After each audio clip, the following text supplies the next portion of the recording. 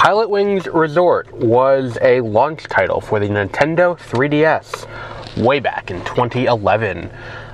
It was not the first title in that franchise, but it was the first in a very long time.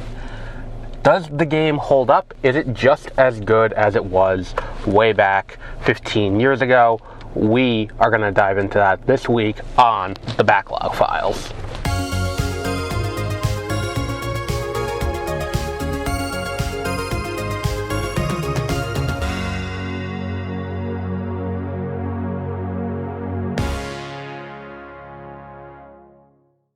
Good morning and welcome to this week's episode of the Backlog Files. I am Adam. So the 3DS had a little bit of a odd start. It was originally launched at $250, and that was something that people were not willing to pay for a handheld at the time. And sales were not great. And I think part of the issue was, the launch window games were not fantastic either. Now, I was in high school at the time, and I saved up, and I bought a 3DS at launch. I pre-ordered it, I paid it off incrementally. I got the 3DS at launch, and I remember, the launch games at the time, there was, that submarine game that I don't really remember, and there was that, there was a Madden game at launch that was horrendously broken, if I remember correctly. Because the two games I got at launch were Pilotwings Resort and Madden. Because, to this day I enjoy playing, simulation sports games. All of that said, the point I'm trying to make is the launch window titles were not memorable. I don't remember the real system seller game. I don't think it was Mario Kart. Was there a Legend of Zelda? Ocarina of Time was the launch game. Ocarina of Time 3D, which was basically just a port of Ocarina of Time, but in 3D, and that was it. But there wasn't a huge thing. The Super Mario 3D Land would eventually come later, and I think that was in the launch year. If I remember correctly, the 3DS launched in March, and I could be completely wrong on that. I seem to recall it launched in March, and then 3D Land was October of 2011, and all of that said, most of the games in this initial launch window were basically tech demos. The point of these were to show off what the 3DS could do. It could handle a Madden game, and not a full Madden game, obviously. I mean, it wasn't like you were running the PS2 version even, or anything like that. There was a version of Madden on the Wii, and it wasn't that. You were running a very simplistic thing. And I think the idea with Pilotwings is that it was a reasonably smart move to launch with that, because it was a dormant franchise. Pilotwings originally launched on the SNES, if I remember correctly. I wasn't alive at the time. And then there was Pilotwings 64, which was the same thing, but in a 3D environment, instead of it being, more 2D-y on the SNES. And Pilotwings 64 comes out, doesn't do great. Pilotwings Resort is the return, and Pilotwings Resort does bring a lot more to it. It's set on Woohoo Island, which, if you played Wii Fit or Wii Sports Resort, you're familiar with it. It's the island that those games take place on. You fly around, you can go to the golf course, you can go all over the place and explore, and there are collectibles you can get all over the island, and that's basically what the entire game is. And this was a launch title, mind you, at $39.99, if I remember correctly, and I'm pretty certain that's how much I paid for this. And keep in mind, too, it's I bought a 3DS at launch because I was the new Pokemon game surely will be coming out at some point in the near future on this. I want to be prepared for that. And then also, if I remember correctly, too, at the announcement of the 3DS was when they revealed Kingdom Hearts Dream Drop Distance. And they just called it Kingdom Hearts 3Ds, and I was oh shit, there's a new Kingdom Hearts game that's coming out on the 3DS, and that was the other thing. I was let's fucking go. And that game holds up incredibly well. But we're not going to talk about all those. We're going to talk about Pilotwings Resort, and we're going to get into what works and what maybe doesn't work right after this.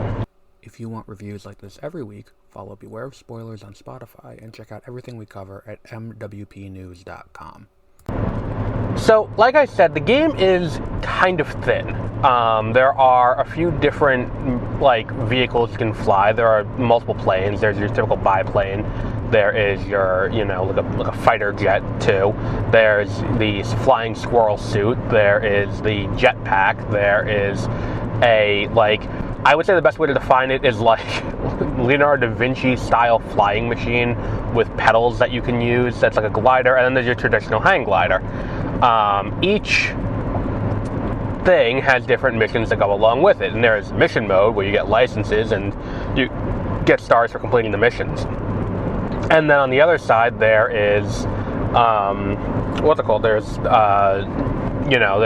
free roam, and in free roam you get to go around, collect collectibles like location markers and pop balloons and collect trophies and fly through rings and shit like that. And that's basically what the entire game is, and it controls pretty well. Like, I played it again recently, and I would say that the general controls of it do handle very well even to this day. It is an interesting difference when it comes to what makes, what it is that makes this game kind of run more smoothly. Because I remember too, it's like, and I think part of why they did this is that a lot of what was in this game was previously in Wii Sports Resort. If you go back and play Wii Sports Resort, there is a airplane mode already where you can just kind of fly around and explore the island from the air, and that was something that was baked into the game since its inception, or since its launch. And that was something that's like, okay, let's take that, put it on a 3DS over here, put it in 3D. That's a good way to show off what this console can do. And then we'll go from there, and we'll see how this looks. And it's like, oh, okay, that makes a lot of sense. But I think now, playing it, this is the kind of game that may have been better off bundled with the console. And when we look at the other titles that were on the 3DS when you bought it, because the 3DS did not come empty. It came with a bunch of stock shit that you could play. It came with... And this is including at launch, not even if you bought it toward the end of its life cycle where there were other free games. At launch, the 3DS came with AR Raiders, which was the game where it was kind of like the tech demo for augmented reality, which I don't think very many games used particularly well. Chibi Robo Photo Finder was one, Pokemon Mystery Dungeon Gates to Infinity was another. Those are the two I can really think off the top of my head. But I always found them more annoying than fun in any real tangible sense. And to that end, I kind of found AR Raiders to be not that fun either. AR Raiders as a launch title was not, was something that's like, oh, okay, cool, this is just something that's on the console, maybe I'll use it, maybe I won't, whatever. It is what it is. And then you get to what was the other big title that was on this console? Oh, the other one that used augmented reality. How could I forget? Pokemon Dream Radar, which was the only way to get in Black 2 and White 2 the alternate forms of the fucking genies. And it's like, oh, okay, well, that you need to have an entirely other console for that does not have a Pokemon game on it yet. Cool, awesome, love that. There was also the Pokemon, the Pokédex app, which I seem to recall paying for that. I could be wrong, but I thought I paid. I definitely paid for Dream Radar because that was like $7.99. I could have swore I paid for the Pokédex 3D app. Maybe I'm just misremembering. But that was something else that was an option on the table, where it's like that was there too. And the other big one was Street Pass, Street Pass Me Plaza, which had two games at launch. It was I forgot the second one, but the first one was Find Me, where you would use the allies that you collect up when you go out in public, and that was something that every once in a while you'll see it now. It's like there are still Street Pass weirdos out there. Like, if I ever go somewhere, I'll just carry my 3DS on me and keep it charged. And it's like, you never know when you'll run into some other fucking, freak who's also got this shit still on them. And I forgot what the other one was. It was Find Me, and then there was a second one that had something to do with it. But Find Me was the one that was more fun. But again, this was limited by who else around you had a 3DS, and especially at launch when it was at the $250 price point, which was a lot considering how much the DS was and how much the Game Boy Advance was. It was kind of a questionable it was hard to find people. I remember that like I progressed to Find Me very fast because of Icon, which was like at Stony Brook University, and I went there and I brought my 3DS, and boom, there it was. It was just kind of, jammed out, and that was the thing where it's like you're gonna get a lot of people there who are all spending a ridiculous amount of money on stupidity. But all of that said, it's like there was, these games were not something that was going to show off, and when you have this, this new console that you're selling at a ridiculously high price compared to the previous generation, you got to show people why they want it. And I think Ocarina of Time was an interesting idea to launch in that, in that initial window with. Was Luigi's Mansion 2 also a launch title? Either way, it's like these are cool ideas, but like there's nothing that's like, boom, I have to run out and get this now. Especially considering that like both of these were going from big screen to small screen. I guess the general idea was like, look at this game that came out on the N64 like 15 years ago, and we're going to show you what it looks like on this console now running, here. And it looks a lot better. It's not blocky anymore. It looks HD, and it still runs as well. And that was an interesting, it's an interesting approach. But by and large, for most people, the sell of the 3DS was probably, hey, this is, this is what it's going to be. Now, I never played the submarine game, whose name I'm completely blanking on. I just know that it was like, I want to say Real Steel, but that was that movie with Hugh Jackman and the Rock'em Sock'em Robot movie. I don't think that was it. Steel Diver, that was it, was the game. And I think that, like, especially the other thing is that, like, coming out of those previous two generations, the Game Boy Advance and the DS, there were so many cheaply made licensed games. Like, the 3DS was kind of the end of the shovelware era for Nintendo, whereas, like, there was this very brief shining moment where on the on the Game Boy Advance there were so many games just kind of put out there and made for that console that you could play through all of them reasonably quick, and there were a ton of them. And the same thing goes for the DS. The 3DS didn't have that. It had higher development costs, and as such it was less friendly to that. And this is kind of the beginning of Nintendo trying to find their footing in what a Nintendo console looks like for the consumer. Where now we kind of view it as like, I mean, at least for me, my Switch 2 is I play indie games on there and then big Nintendo tentpoles.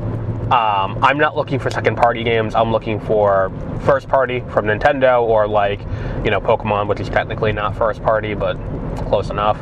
I'm looking for those, and then I'm looking for, your indie games that are smaller and are published. And that's why in the Switch era, like, the flourishing of the indie game was such a smart move for them. But fundamentally, I think the issue is with when we look back at what they were doing with Pilotwings specifically, which is where we started this whole conversation. Pilotwings Resort probably should have been bundled into the console. I don't think there's anything there that like warranted it being a standalone thing. That's like when you're going out and trying to buy a 3DS, it's like, here's an extra $40 you got to drop on this. Now, I was stupid and I was a teenager and I was like, this seems cool. Let me get this flying game. But I do concede that I was in the minority on that. And it had its fun. It's a great road trip game if you were a kid who would go on road trips with your parents. Like, it was a great game for when I was touring colleges. Like, you would just carry it and hey, here's something I can do on while I'm sitting in fucking traffic on the New York State Thruway for hours on end behind two trucks going parallel to each other and not letting anyone past. Like, it's great for that. But beyond that, I don't know necessarily what the use case was. And I would have liked to have seen this game have something like that, or be more than it was. Had this game, going back playing it now, you can probably get this game pretty cheap. I didn't look into it, but it's probably one of the cheaper 3DS titles that you can get physical, because of the fact that it's not a particularly robust game. It's not a particularly, beloved or anything like that. It's fine, it's serviceable, it's fun enough, but I don't think anyone is holding it in particularly high regard, which is a shame because the game is technically very well made. Like, it functions very well for what it is. Unfortunately, that's not enough for a game to be truly great or be something that, it's something we think about frequently. And I think that kind of stands for, what's it called, for the entirety of the Pilotwings franchise. Because I went back and played Pilotwings 64 and Pilotwings, the original, on Nintendo Switch Online. And neither of those games are particularly, huge or robust. I mean, this would be like Resort's obviously the most robust of them because it has the free flight mode, and it's not just kind of a flight simulator. I mean, it is a flight simulator, but there is free flight mode. I think the biggest issue that I have with it is that they somehow managed to make the free flight mode grindy, which was the kind of thing that I'm like, how did you manage to do this? When I went back and replayed it this time. The idea that, like, I have to sit here and get used to flying this plane around and fly it. Okay, cool. We've unlocked enough things to get more flight time and get, now we can unlock flying at night. And it's like, I get the idea of, like, you want to make people keep replaying it and stuff like that, and you gotta, you can't just have it be you can go out there and fly for as long as you want, otherwise people will get all this shit pretty quickly. But, like, what the fuck? That said, if they released a digital-only title of Pilotwings on the Switch 2, I'd probably play it. But we will wrap up there for today. Next week we'll be doing another new game. I have not decided what it is yet, and until our next episode, have a great rest of your week. Before you go, I also write fiction. My newest novel, Succession Planning, is out on August 28th, available both in paperback and an ebook. It follows a journalism grad stuck managing a store while the owners wage a quiet war over who takes over the business. It's about ambition, inertia, and taking the easiest choice. The link is in the description. That's Succession Planning, out on August 28th.